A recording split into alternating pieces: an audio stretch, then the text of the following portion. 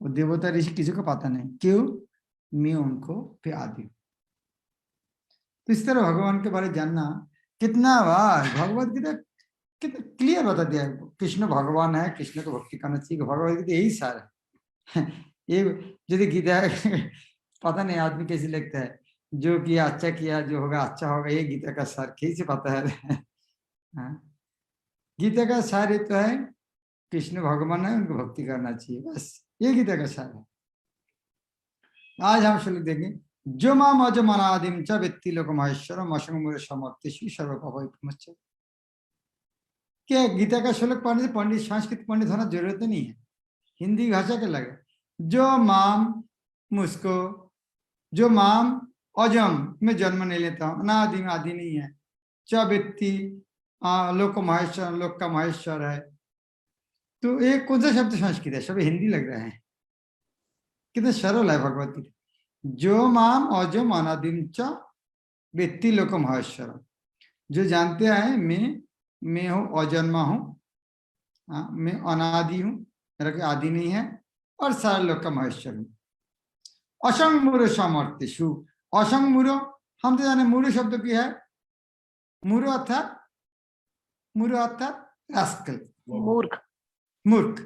और संग है एक नंबर मूर्ख है। मूरो अर्थ है मूर्ख, और संग अर्थ है एक नंबर मूर्ख, और असंग मूरो आता है उसका उल्टा है, अर्थात मोह रहित। असंग मूर्ख अर्थात जो मूर्ख नहीं है, जिसके पास कोई मोह नहीं है। तो जो कृष्ण को इस तरह जानेंगे, कृष्ण अजम, कृष्ण का जन्म नहीं होते हैं, कृष्ण अनादि है, सारे लोग का महेश्वर, वो असंग मूर्ख समर्तेषु। मर्तेषु शब्द अर्थ क्या है? मरणशील, मर्त, ये दुनिया का मर्त जगत जहां पर सभी मरते हैं। तो मर्तेषु अर्थात सारे मनुष्य में सबसे बुद्धिमान कौन है? जो कृष्ण को जानते हैं, अर्थात जो जन कृष्ण भक्त सेवा रचतु, सबसे बुद्धिमान व्यक्ति कौन है? जो कृष्ण को इस तरह जान लेते हैं, कृष्ण अजम अनादि और सारे लोक का महेश्वर। तो बुद्धिमान होना कठिन काम है क्या? कितना सरल है। जो कृष्ण को जान लेता है, कृष्ण अजन्मा है, कृष्ण कोई आदि नहीं है, और सारे लोक का महेश्वर, वो सबसे बुद्धिमान है, असंग समर्थ। और यह जानने से सर्व पाप विमुच्यते, यह जानने से सारे पाप से मुक्त हो जाएगा। एक इच्छा, कृष्ण खुद पर इतना डिमांड करते हैं क्या? कृष्ण को इस तरह जानने से सारे पाप से मुक्त हो जाए, ये कैसे हो सकता? ये प्रश्न आपको पास है, आपको क्लास में लास्ट में उत्तर देना। कृष्ण बोलते हैं सर्व पाप विमुच्यते, सारे पाप से मुक्त हो जाते हैं। केवल कृष्ण को यदि हम जानेंगे, कृष्ण है, कृष्ण जो माम व्यक्ति, जो मुझको जानते हैं, अजम, मेरा जन्म नहीं है, अनादि, मेरा आदि नहीं है, आलोक महेश्वरम, वो सर्व पाप विमुच्यते, वो सारे पाप से मुक्त है, केवल कृष्ण को जानने से। क्या आदमी पाप कर्म से मुक्त होने से कितना कोशिश करते हैं, कृष्ण बोलते केवल जानने से पाप से मुक्त हो जाए। और सारे आदमी दुनिया में वही दो चीज चाहते हैं, कोई आनंद में रहेगा, कोई पाप नहीं करेगा, और सबसे बुद्धिमान मानेगा। तो कृष्ण को ये तीन चीज मानने से हो जाएगा, अजम अनादिम सर्वलोक महेश्वर, जो मुझे अजन्मा अनादि समस्त लोगों के स्वामी के रूप में जानते हैं। मनुष्य में केवल वही मोह रहित और समस्त पाप से मुक्त हो जाता। इसी तरह श्लोक, यह कौन सा श्लोक अभी वर्ण पढ़ चुके हैं? दशम अध्याय 3 नंबर श्लोक। इसी तरह श्लोक सप्तम अध्याय के 3 नंबर श्लोक इसी तरह एक श्लोक था, मनुष्य नाम सहस्रेषु क्वचित् जतति सिद्धः। जो लोग आत्म साक्षात्कार के पद तक उठने के लिए प्रयत्नशील होते हैं, वो सामान्य व्यक्ति नहीं है, कोई करोड़ों सामान्य व्यक्ति से श्रेष्ठ है, जिन्हें आत्म साक्षात्कार का ज्ञान नहीं, किंतु जो वास्तव में अपनी आध्यात्मिक स्थिति को समझने के लिए प्रयत्नशील होते हैं, उनमें से श्रेष्ठ वही है जो यह जान लेता है कृष्ण ही भगवान, प्रत्येक वस्तु के स्वामी तथा अजन्म है। वही सबसे अधिक सफल अध्यात्मयोगी है। जब वह कृष्ण की परम स्थिति को पूरी तरह समझ लेता है, उसी दशा में वो समस्त पाप कर्म से मुक्त हो जाता है। ये कैसे हो सकता है? किसी न किसी तो मान लीजिए सारे पाप से मुक्त हो जाते हैं, कैसे हो सकता है? कोई आंसर दे पाएंगे? यहाँ पर भगवान को और एक चीज है, यह कि भगवान को अजो बोल दिया, जीव को भी अजो बोल दिया। कहां पर? किसकी याद है? कहां पर जीव को भी अजो बोल दिया? यहाँ पर हाँ अजम, जीव को कहा अजो बोल दिया? दूसरा अध्याय में 20 श्लोक, न जायते मृत्य व कदाचित भविता न भय अजो अयम शाश्वत अजो, वह जीवात्मा को अजो कहा। तो यहाँ पर अजो कहा गया, किंतु द्वितीय अध्याय में जीव को भी अजो कहा है। तो दोनों अजो के अंदर फर्क क्या है? हाँ, कुछ तो फर्क है। भगवान जीव से भिन्न है, दोनों अजो हो सकते, लेकिन फर्क है। क्योंकि जीव भौतिक आसक्ति वश जन्म लेते हैं तथा मरते रहते हैं। बद्ध जीव अपना शरीर बदलते रहते हैं, किंतु भगवान का शरीर परिवर्तनशील नहीं है।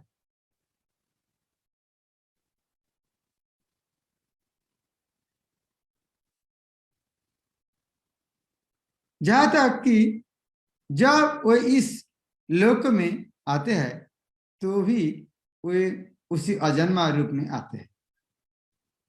इसीलिए चौथे अध्याय में कहा गया है कि भगवान अपनी अंतरंग शक्ति के कारण अपराशक्ति माया के अधीन नहीं है, अभी तो पराशक्ति में रहते हैं। इस श्लोक में व्यक्ति लोक माहेश्वरम शब्द सूचित होता है कि मनुष्य को यह जानना चाहिए कि भगवान कृष्ण ब्रह्मांड के सभी लोगों के परम स्वामी है। वे सृष्टि के पूर्व थे और अपनी सृष्टि से भिन्न है। सारे देवता इसी भौतिक जगत में उत्पन्न हुए, किंतु कृष्ण अजन्म है। फलते ब्रह्मा तथा शिव जी जैसे बड़े बड़े देवता से भी भिन्न है, और चूंकि वे ब्रह्मा शिव तथा अन्य देवता समस्त देवताओं के सृष्ट है।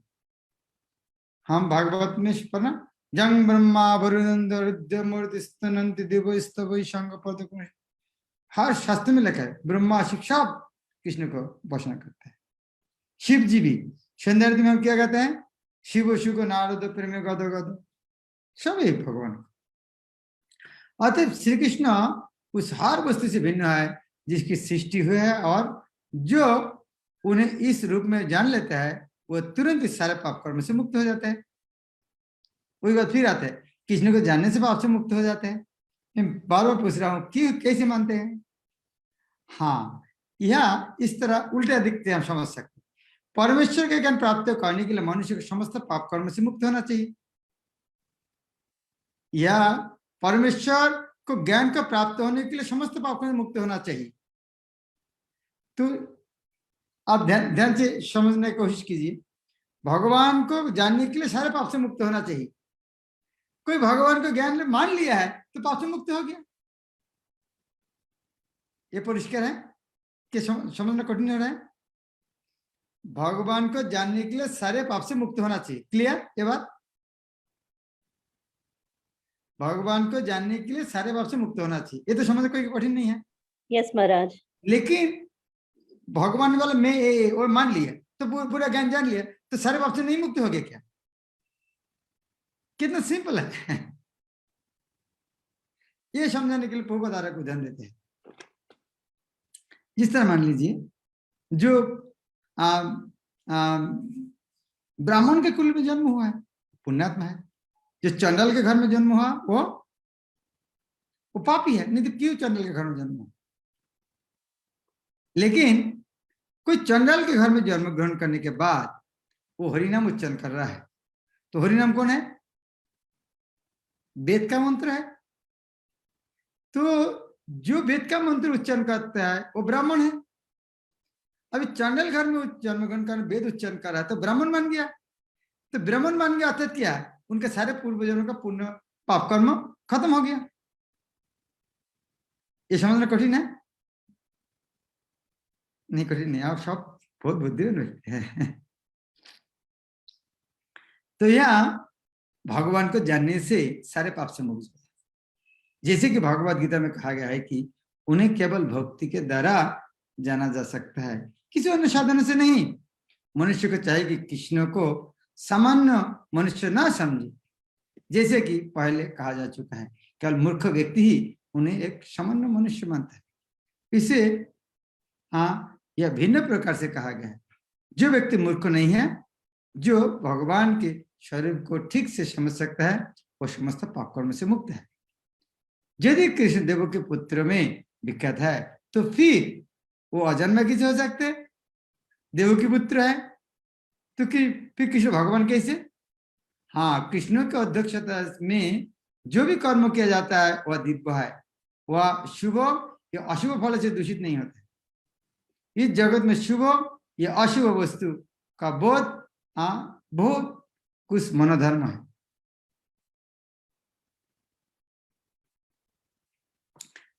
यद्यपि भगवान देवकी का पुत्र रूप में जन्म ग्रहण किया है, लेकिन जन्म ग्रहण करने भगवान किस तरह जन्म ग्रहण किया? चतुर्भुज, शंख गदा पद्म, वो बात को चर्चा नहीं करते। अरे देवकी के पुत्र भगवान कैसे हो सकते?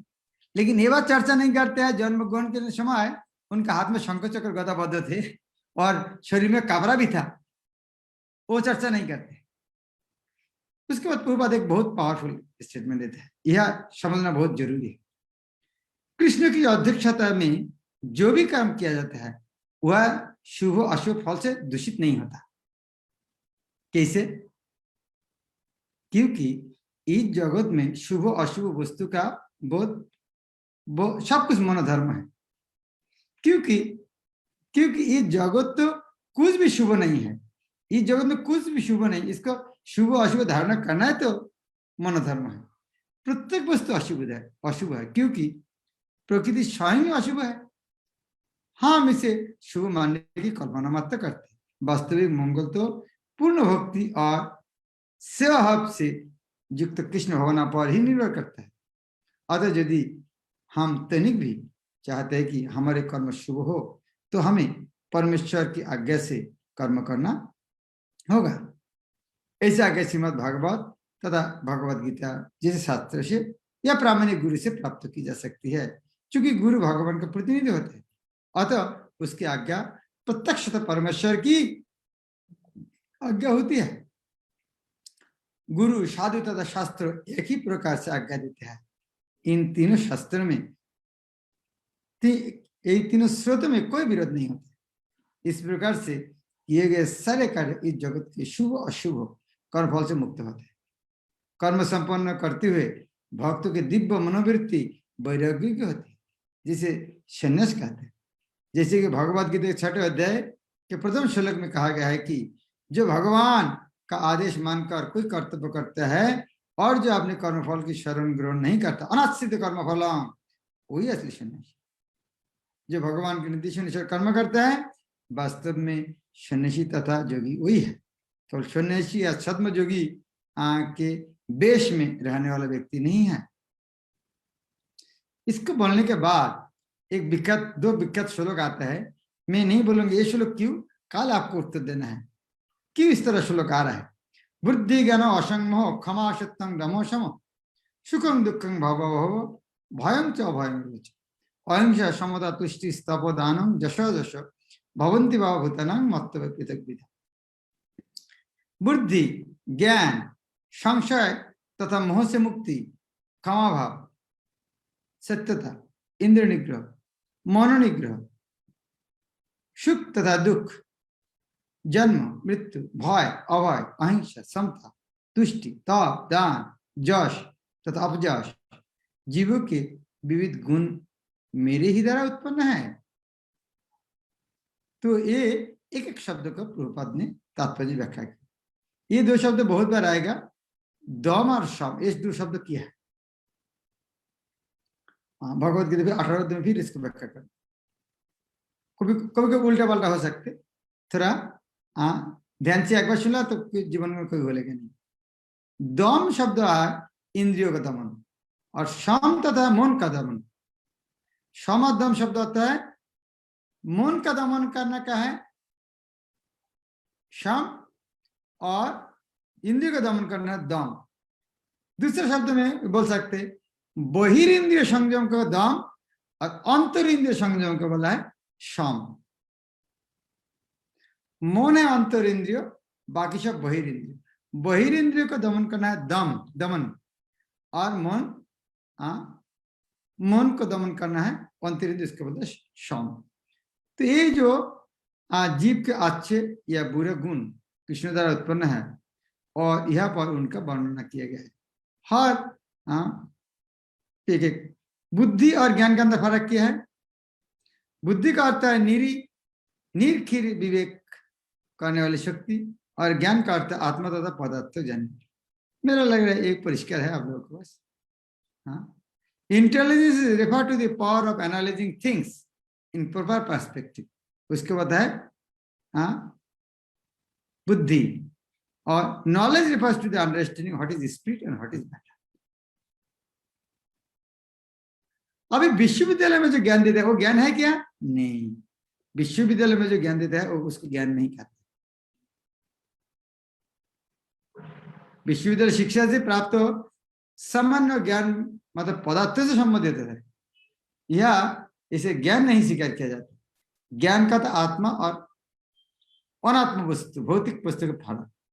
आधुनिक शिक्षा में आत्मा विषय कोई ज्ञान ही नहीं देता है, केवल भौतिक तत्व तथा शारीरिक आवश्यकता ध्यान देते हैं। फलस्वरूप इस तरह विज्ञान ज्ञान अपूर्ण है। तो बुद्धि ज्ञान असम्मोह अर्थात असम्मोह, मोहग्रस्त नहीं है। अर्थात संशय तथा मोह से मुक्ति तभी प्राप्त हो सकते जब मनुष्य झिझकता नहीं और दिव्य दर्शन को समझता है। वह धीरे धीरे निश्चित रूप से मोह से मुक्त हो जाता है। हर बात को सतर्क पूर्वक ग्रहण करना चाहिए, आंख मूंद कर कुछ भी स्वीकार नहीं करना चाहिए, मोहग्रस्त नहीं है। क्षमाशत शब्द का अर्थ क्या है? क्षमाशत यह है क्या? सहन करना, और इसके लिए हमें अभ्यास करना चाहिए। क्षमा करना इतना इजी नहीं है, और मनुष्य को सहिष्णु होना चाहिए, और दूसरे छोटे छोटे अपराध को क्षमा कर देना चाहिए। और इसके लिए अभ्यास करना चाहिए। इतना इजी नहीं है क्षमा करना। क्षमा करना बहुत कठिन काम है, इसलिए अभ्यास करना चाहिए। और क्षमा क्या है? क्षमा अर्थात सहिष्णु होना चाहिए, सहिष्णु, और उस छोटे छोटे अपराध को क्षमा करना चाहिए। यहाँ चैतन्य महाप्रभु का शिक्षा तीसरा शब्द क्या लगता है? तरुण भी सहिष्णु ना, सहन करना। सहिष्णु से और ऊपर क्या बोलते हैं? सहिष्णु से और एक डिग्री ऊपर क्या आता है? सहन करना मतलब क्षमा कर देना है। क्षमा कर देने से एक डिग्री ऊपर क्या होता है?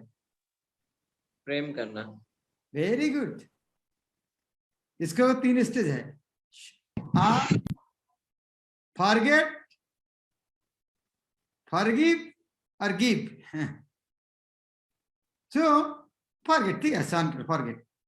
लेकिन फॉरगेट कर लेने, खुद को भूलना नहीं चाहिए, उसको फॉरगिव भी करना चाहिए। उतना ही केवल नहीं है, उसके बाद क्या करना चाहिए? उसको लालन पालन करना चाहिए जिसने आपको वो अन्याय किया है। तो भक्ति विनोद ठाकुर इसको समझाने के लिए उन्होंने कहता है दया शब्द व्यवहार किया है। 4 है ना, तीनाद विष्णु तरुण विष्णु अमन मानदन कीर्तन सदा हरि। तो तरुण सहिष्णु को भक्ति विनोद ठाकुर अनुवाद करते हैं दया। सहिष्णु शब्द को भक्ति विनोद ठाकुर क्या अनुवाद किया?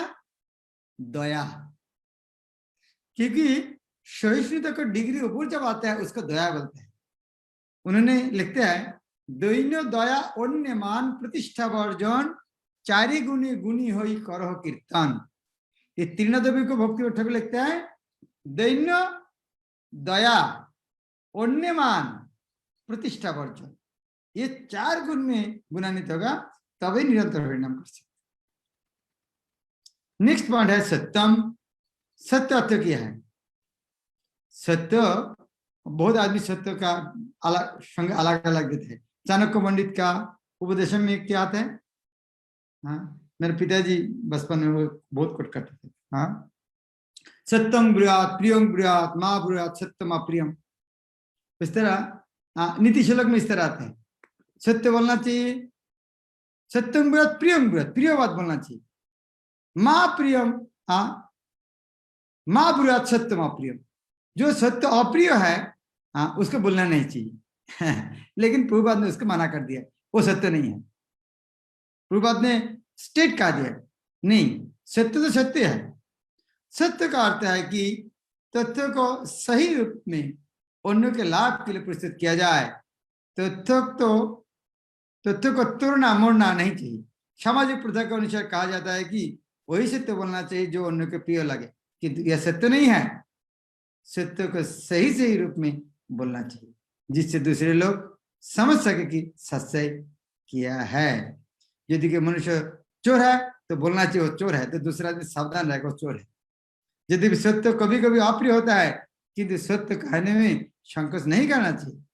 सत्य की मांग है, तथ्यों को यथारूप में लोकहित के लिए प्रस्तुत किया जाए, यही सत्य की परिभाषा है।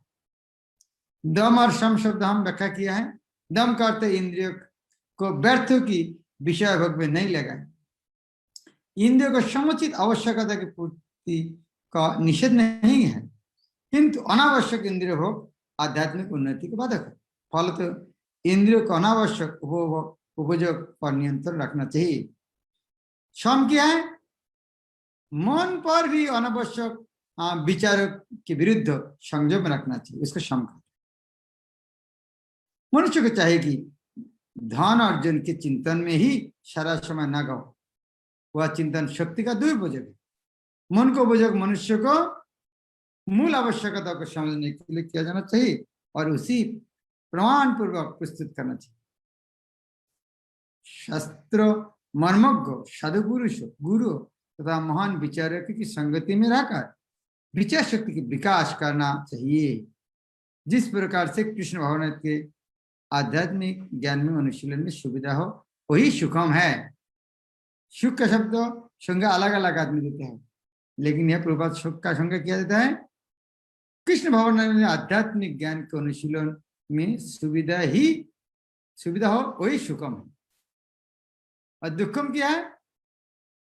वो है जिसे कृष्ण भगवान के अनुशीलन में असुविधा हो, वह दुखम। जो कुछ कृष्ण भगवान के विकास को अनुकूल हो वही स्वीकार करना चाहिए, प्रतिकूल को परित्याग करना चाहिए। भाव शब्द अर्थ क्या है? भाव अर्थात जन्म का संबंध शरीर से है। जहां तक आत्मा का प्रश्न है वह न तो उत्पन्न होता है न मरता है। इसकी व्याख्या भगवद गीता प्रारंभ हो चुका है। जन्म तथा मृत्यु का संबंध इस भौतिक जगत में शरीर धारणा करने से है। और भय कब होता है? भय तो भविष्य का चिंतन होता है। कृष्ण भगवान में रहने वाले व्यक्ति कभी भयभीत नहीं होता, क्योंकि वह जानते मृत्यु के बाद तो भगवत धाम गारंटी है। हम भगवत धाम हमारे पैतृक संपत्ति है, पैतृक संपत्ति ऑटोमेटिक मिलने वाला है। फल से वो जानते हैं हमें भविष्य तो उज्जवल है, डरते नहीं। किंतु अन्य लोग जो अपने भविष्य के लिए कुछ नहीं जानते हैं, उसके पता नहीं मृत्यु के बाद आगे कहा जा रहा है। फलस्वरूप निरंतर चिंताग्रस्त है। यदि हम चिंता मुक्त होना चाहते हैं तो हमेशा कृष्ण भगवान में होना चाहिए। भय का संज्ञा भागवत में कहता है भयम द्वितीय अभिनिवेशत। भय शुरू होते हैं जब भगवत धाम बोल के हम ये दुनिया को सोचते ही सब कुछ है और शरीर को सोचते है शरीर सब कुछ है।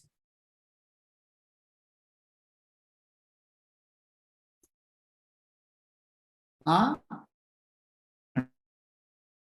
जब कृष्ण भगवान नाम ग्रहण करते हैं तब और भय नहीं। भय तभी संभव है जब कृष्ण भगवान हो जाए।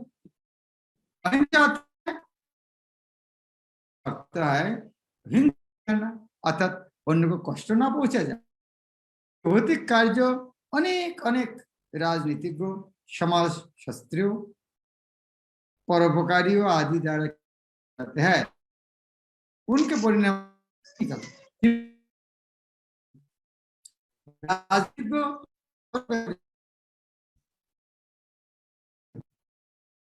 वास्तव में मानव समाज साउंड कट जा रहा है महाराज। महाराज वॉइस कट रहा है महाराज। क्या हुआ? वॉइस कट जा रहा है, आवाज स्पष्ट नहीं आ रहा है महाराज। शुरू से नहीं महाराज, अभी अभी हुआ है महाराज लास्ट 35 सेकंड 35 to 40 सेकंड।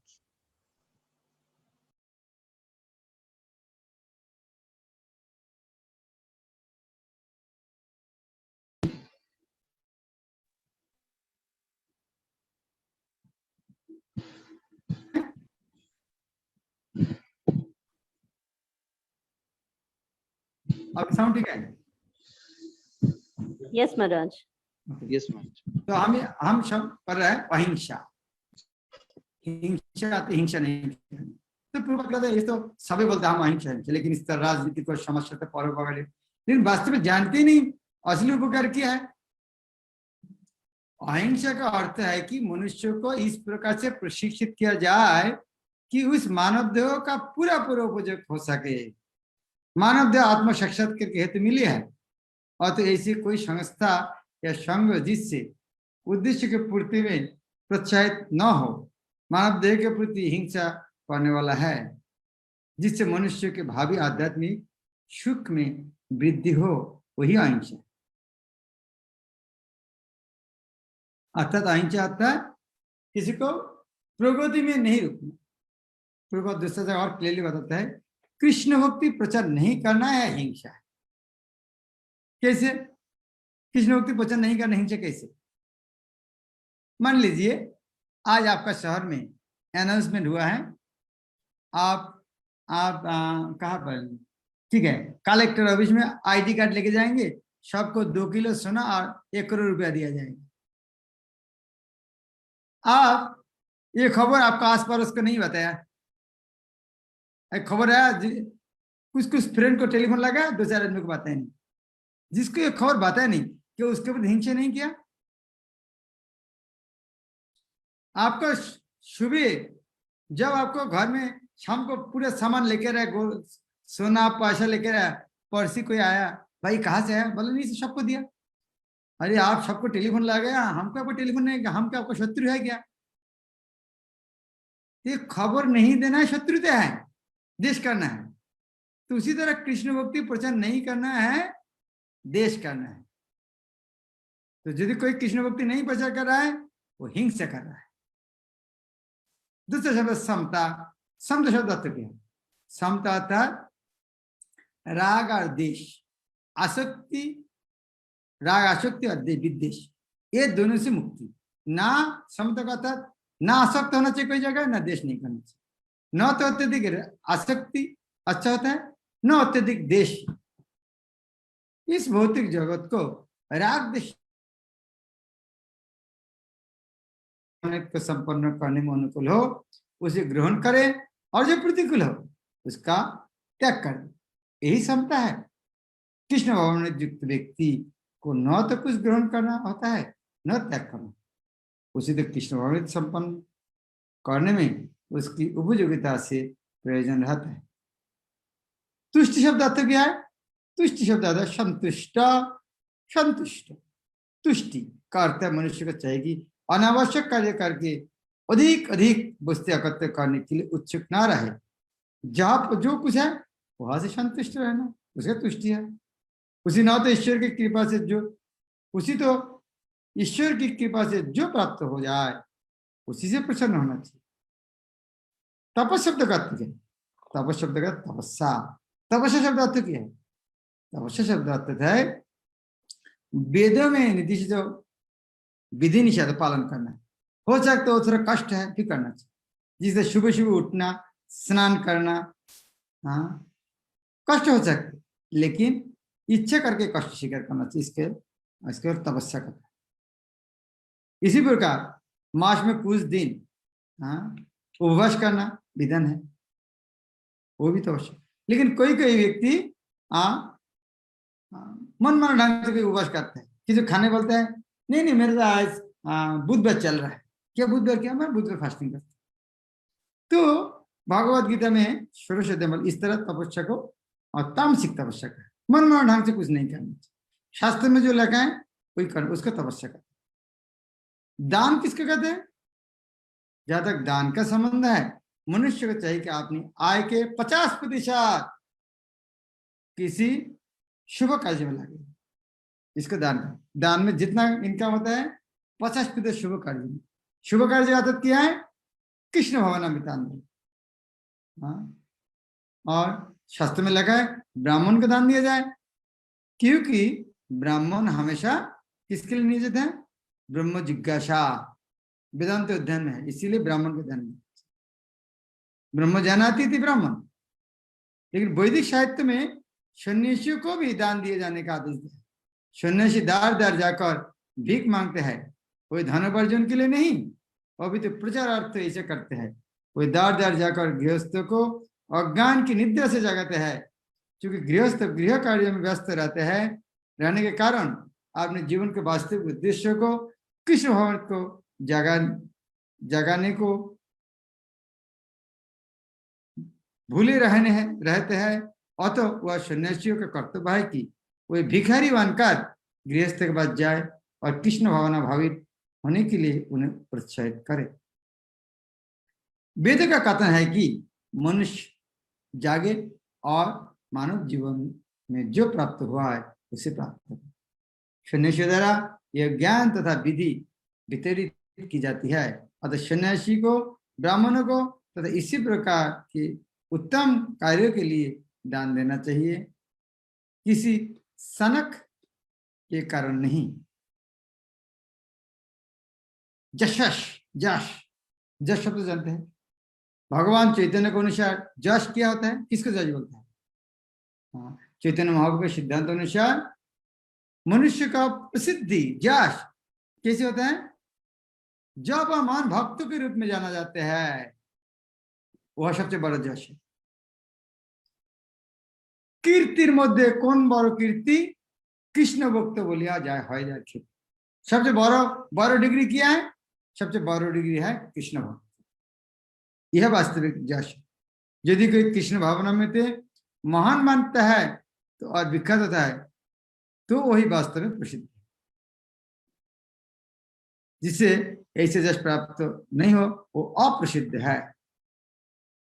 ये जितना सारे गुण है, ये सारे गुण संसार भर में, मानव समाज में तथा देव समाज में प्रकट होते हैं। अन्य लोगों में भी विभिन्न तरह के मानव है और ये गुण उनमें भी होते हैं। तो जो व्यक्ति कृष्ण भावना की प्रगति करना चाहते हैं, उसमें कृष्ण ये सारे गुण उत्पन्न कर देते हैं। किंतु मनुष्य को तो इन्हें अपने अंतर में विकसित करना होता है।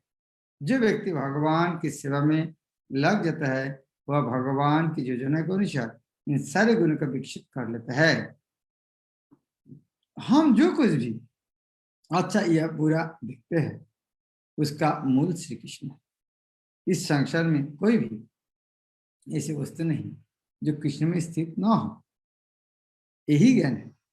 यदि भी हम जानते हैं कि वस्तु भिन्न रूप से स्थित है, किंतु हमें यह अनुभव करना चाहिए कि सारे वस्तु कृष्ण से ही उत्पन्न है।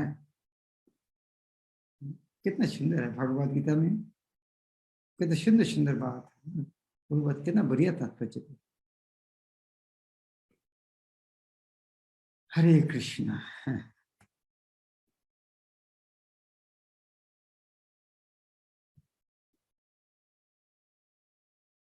परमेश्वरी राधिका माता।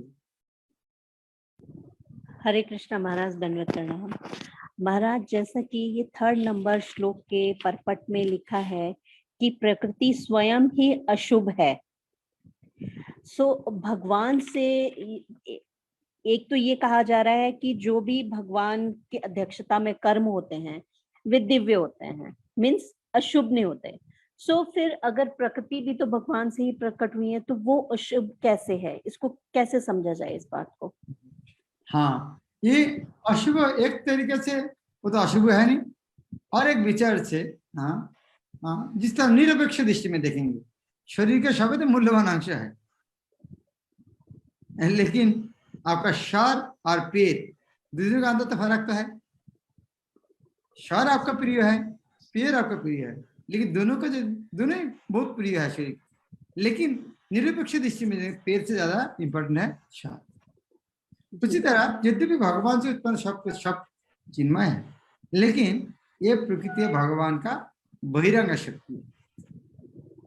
जिस तरह भागवत में भी अच्छा वर्ण है, भगवान का शरीर से एक कमल उठा है, कमल के ऊपर ब्रह्मा का जन्म हुआ, तो सभी तो चिन्ह है, तो ब्रह्मा भी जीव कैसे हो गया? तो ब्रह्मा को कमल भी भगवान होना चाहिए, ब्रह्मा भी भगवान होना चाहिए, सभी तो भगवान होना चाहिए।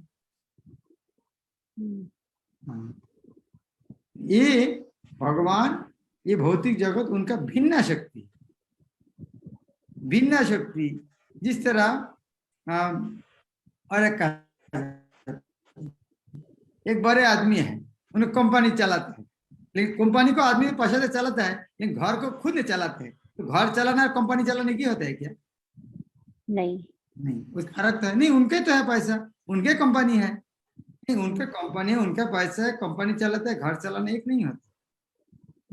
तो चिन्मय जगत भगवान का खुद का जगत है, लेकिन ये भौतिक जगत है जो तो भगवान का ही शक्ति है। लेकिन जो बद्ध जीव है, जिसने स्वतंत्र वासना किया है, उनको इच्छा पूरी करने के लिए संशोधनागार कारागार है। इसीलिए वो दृष्टि में ये अशुभ है। जी महाराज, थैंक यू महाराज। भुवन मोहिनी माता जी। हरे कृष्णा महाराज, दंडवत प्रणाम। थैंक यू महाराज, आप बहुत अच्छे से भगवत गीता समझा रहे हैं महाराज। इसमें एक जो आया क्षमा दमः, तो अगर क्षमा हो जाए तो दमः ऑटोमेटिकली खुद ब खुद हो जाएगा क्या? साधारण, हाँ, क्योंकि जब हम सुना इंद्रियों का मन नियंत्रण का, मन को बुद्धि नियंत्रण करते हैं। तो यदि मन यदि नियंत्रित होगा, मन तो इंद्रिय को नियंत्रण, यदि मन के वो कंट्रोल रहेगा तो इंद्रिय ऑटोमेटिक कंट्रोल है। इसका अर्थ नहीं हम केवल मन को नियंत्रण, इसको ध्यान देगा नहीं, उस तरह नहीं होना चाहिए, दोनों देखना चाहिए। फिर भी भगवान ने भगवत गीता दूसरे अध्याय में वर्णन किया है, सब स्टेज में देखना चाहिए। क्या होता है वो श्लोक? इंद्रियाणि पराणि हो, इंद्रिय परम मनो, मनुष्य पराबुद्धि, जो बुद्धि परतस्तिषा। वास्तव में इंद्रियों से ये बड़ा और उद्दिन बड़ा कौन है? आत्मा। और आत्मा से नियंत्रण, जो आत्मा से नियंत्रण करो तो बुद्धि को नियंत्रण जरूरत नहीं क्या, मन के ऊपर सभी जरूरत है।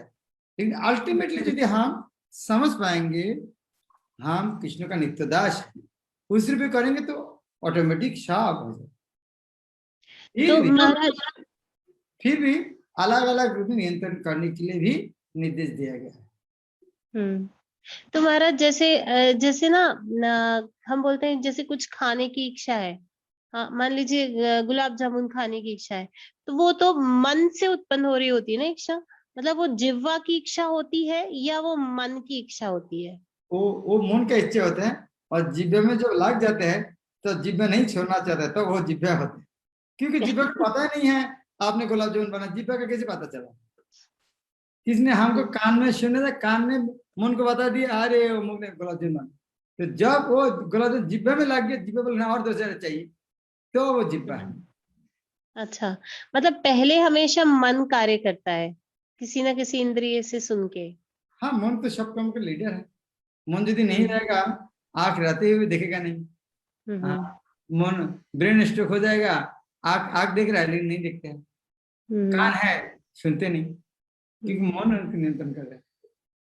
और महाराज एक पिछले अध्याय से, मतलब सेकंड चैप्टर से एक श्लोक नंबर 28 है, उसमें वो अव्यक्तानी वाला जो है ना महाराज की, मतलब पहले कोई चीज अव्यक्त होती है, फिर व्यक्त होती है, फिर अव्यक्त होती है।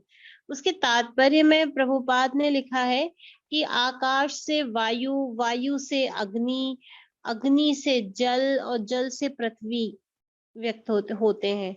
ये लाइन समझ में नहीं आई प्रभु महाराज। ये जगत कैसे सृष्टि हुआ है? वो सृष्टि हुआ है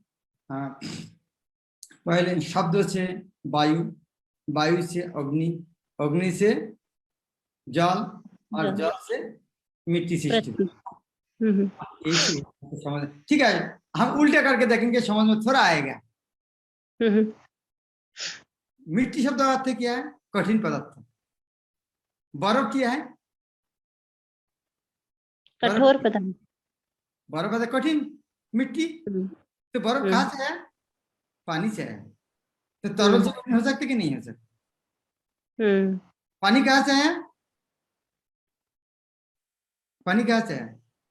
पानी बादल कहाँ? बादल तो बादल एक्चुअली बाष्प था, गर्म हवा, वो एक बार अग्नि है, बाष्प किया है, तो फिर अग्नि से पानी आया, तो पानी से, तो आग से यदि पानी आ सकते, पानी से आ सकते, तो इस तरह हम उल्टा देख सकते, तो उधर में हम नहीं देख पाए, तो उधर में क्यों नहीं हो सकते, उधर में भी उस तरह हो सकते, अनुमान तो लगा सकते थोड़ा, सब तो आंखों में नहीं दे सकते। आकाश से वायु कैसे कहें? वो चीज हमें आकाश के वही पता नहीं चलता, किस पता चलेगा, तो यह अनुमान लगा, यदि इस तरह होता है वह भी इस तरह कुछ ना कुछ क्रिया है। तो महाराज आकाश मतलब खाली स्पेस ना? खाली स्पेस नहीं बोल सकते, वो और एक सूक्ष्म पदार्थ है वो। अच्छा। जिस तरह मान लीजिए आप ये बोल सकते, वायु और मन, ये दोनों के बीच में एक शक्ति, वायु से थोड़ा सूक्ष्म है लेकिन मन से स्थूल है, उस तरह के स्तर में। समझ में नहीं आया महाराज। सब कुछ तो आंखों में नहीं देख सकते। वो अच्छे से वो लाइन अभी भी समझ नहीं आई। बुद्धि से समझना चाहिए। एक बार और एक्सप्लेन कर दीजिए। जिस तरह हम मान लेते हैं पानी से यदि कठिन पदार्थ हो सकते, तो दूसरा जगह क्यों नहीं हो सकती, बस इतना समझ लिए। ठीक है। तरल पदार्थ कठिन हो सकते, तो अलग वस्तु इस तरह क्यों नहीं हो सकती, बस कॉमन बस इतना समझ लेना चाहिए। प्रभुपाद ने जीव गोस्वामी ने कहा, यदि हम नहीं समझ, हम नहीं समझ पाएंगे इस तरह, यदि चश्मा नहीं पहनेंगे तो कुछ समझ में नहीं है। समझने के लिए पहले चश्मा पहनना चाहिए, हाँ कुछ समझ में नहीं आएगा, तभी कुछ कुछ समझ में आएगा। मान लेना चाहिए हाँ इस तरह से हुआ, तो इस तरह होना क्या असंभव है, सब कुछ हम समझ सकते क्या? ठीक है, मतलब उस बात पे अश्रद्धा नहीं है, वो बात कैसे है बस प्रोसेस जानना था। कैसे सब पास नहीं समझ सकते, लेकिन इस तरह एक एग्जांपल से समझ सकते, हाँ इस तरह हो सकता, इस तरह समझना चाहिए। ठीक। और कोई समझ गया वो आपको समझना नहीं पाएंगे कि एक उपलब्धि क्या स्थिति है। आप गुलाब जामुन खाया है, दूसरा को समझा नहीं सकते किस तरह। तो ये शुद्ध के मात्रा में उपलब्धि होगा, यह किस तरह से। ठीक है, इसलिए शास्त्र में बार बार जोर देते हैं श्रद्धा के साथ समझना चाहिए, श्रद्धा के साथ श्रवण करना चाहिए, तो आप वो उपलब्धि आएगा। और ये आप देखते कोई शास्त्र में जो अलग व्यक्ति के श्रद्धा के मात्रा में अलग अलग अलग उपलब्धि होते हैं, तो ये हमारे ऊपर है, हम कितना श्रद्धा से सुन रहे हैं तो हमारे ऊपर उतना उपलब्धि हो। ये चैलेंज हमारे लिए, तो हमारी श्रद्धा मूल्य से सुनना चाहिए, तभी हमको उपलब्धि होगी। ओके महाराज, थैंक यू महाराज। हरिओम धाकार।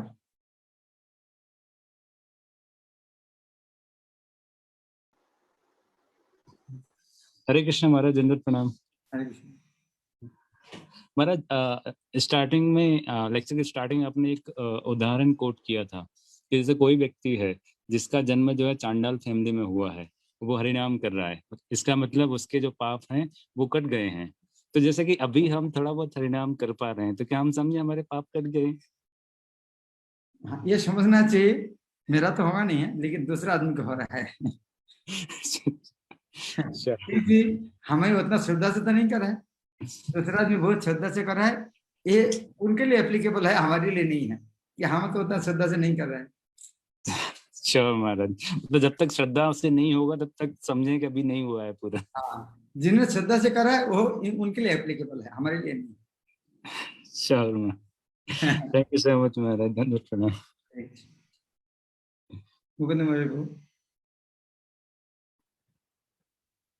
धन्यवाद महाराज। हरे कृष्ण महाराज, अभी आप मन की और इंद्रियों की बात कर रहे थे, मेरे मन में एक प्रश्न ये उठा था कि वो एक श्लोक है जो इंद्रियाणि इंद्रियार्थेषु राग द्वेषो व्यवस्थितो, तो इंद्रियों में ही राग और द्वेष है, तो फिर बस उसमें जो कुछ जो डिजायर जो है वो इसका मतलब इंद्रियों के कारण होना चाहिए, क्योंकि अगर राग द्वेष इंद्रियों में है, then the desire should be because of indriya only. If indriya gets attracted due to rag towards any object, then the desire should come from that. तो प्रश्न क्या है?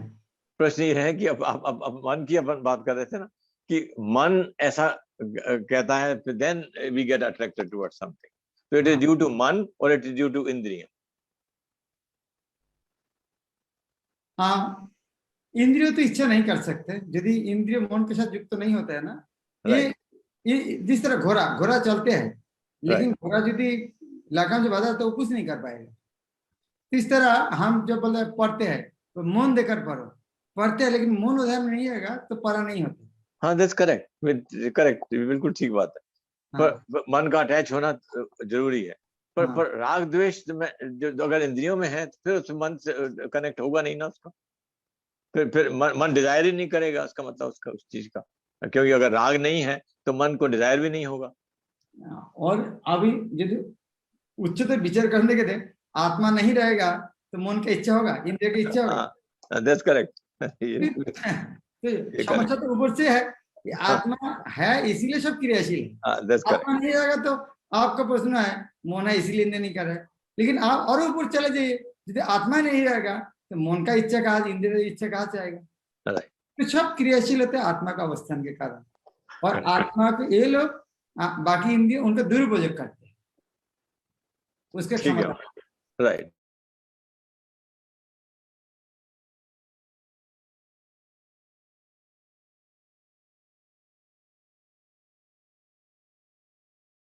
आपका म्यूट हो गया है।